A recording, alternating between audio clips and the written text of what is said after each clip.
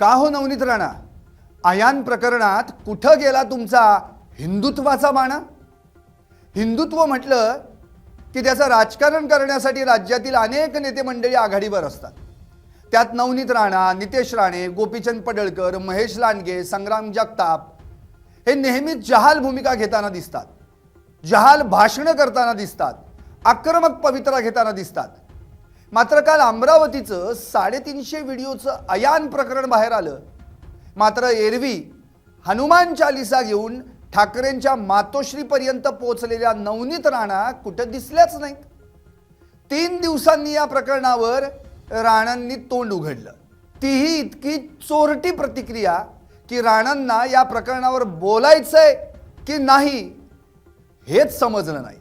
त्यामुळं या प्रकरणावर बोलताना उगाचच आपला फॉर्मॅलिटी म्हणून या प्रकरणातली 2-3 वाक्य पुटपुटली. असं तर नव्हतं ना.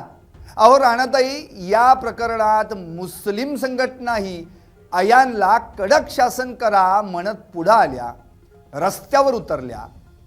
तुमच्याच भाजपचे तायडे आणि अनिल बोंडे तर अगदी फ्रंट फुटवर बोलताना दिसले. तुम्ही मात्र पूर्ण बॅकफुटवरच दिसलात. हनुमान चालिसा आणि त्यासाठी जेलवारी पत्करणाऱ्या राणाताई या प्रकरणात अचानक अशा का वागतायत? त्यांना बोलण्यापासून कोणी रोखतंय का? याचाच आढावा घेणारा हा रिपोर्ट. नमस्कार, मी संदीप आणि आपण पाहताय LS मराठी. अमरावतीतील अयान खान सध्या महाराष्ट्राच्या राजकीय आणि सामाजिक वर्तुळात प्रचंड चर्चेत आहे. विशेषतः माजी खासदार नवनीत राणा यांच्या या प्रकरणातील भूमिकेवरून त्यांच्यावर चहूबाजूंनी टीका होतीये.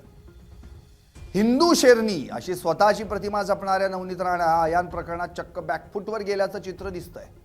अमरावतीत सध्या व्हिडिओ भूकंप झालाय.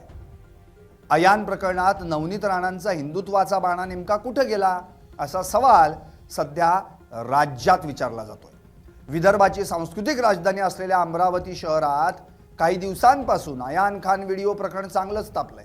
या प्रकरणात भाजप नेत्या आणि माजी खासदार नवनीत राणा यांनी घेतलेली मौन भूमिका आता त्यांच्यावरच टीकेला कारण ठरताना दिसतेय.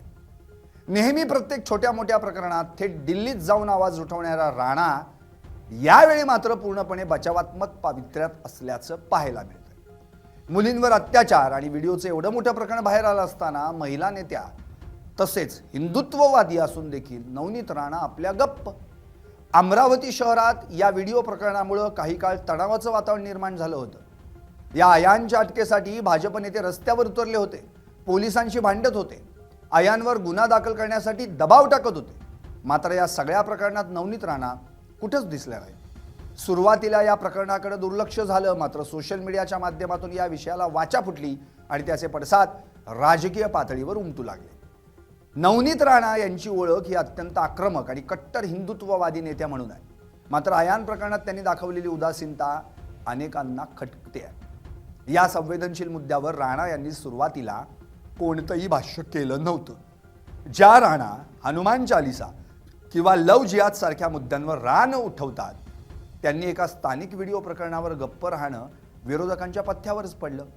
ट्विटर आणि फेसबुकवरून अमरावतीकरांनी का हो नवनीत राणा, आता कुठे गेला तुमचा हिंदुत्वाचा बाणा अशा शब्दात त्यांना ट्रोल करण्यास सुरुवात केली.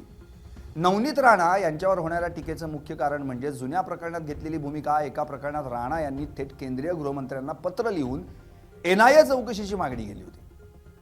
अमरावती पोलीस आयुक्तांवर गंभीर आरोप करून त्यांना हटवण्याची देखील मागणी केली होती. मात्र अयान प्रकरणात त्यांनी अशा प्रकारची कोणतीही तत्परता दाखवली नाही. त्यामुळे नागरिक त्यांना तुमचं हिंदुत्व केवळ धर्मावर आधारित आणि सोयीचं आहे का असा रोखठोक सवाल विचारतात. आता या राणांच्या बॅकफुटवर जाण्याची राजकीय कारणं काय असू शकतात त्यावरही चर्चा करूया. राजकीय विश्लेषकांच्या मते नवनीत राणा यांच्या बचावात्मक भूमिकेमागे काही ठोस राजकीय गणित असू शकतात. अमरावतीत आगामी निवडणुकांवेळी अल्पसंख्याक समाजाची नाराजी ओढवून घेणं किंवा केवळ एकाच बाजूनं बोलणं त्यांना महागात पडू शकतं. नुकत्याच झालेल्या राजकीय घडामोडींनंतर आणि लोकसभा निवडणुकीतील पराभवानंतर राणा यांना पक्षांतर्गत विरोधकांचाही सामना करावा लागतोय. अशावेळी कोणतंही वादग्रस्त विधान किंवा वादग्रस्त मुद्दा अंगावर घेण्यापेक्षा त्यांनी शांत राहणं पसंत केलं असावं.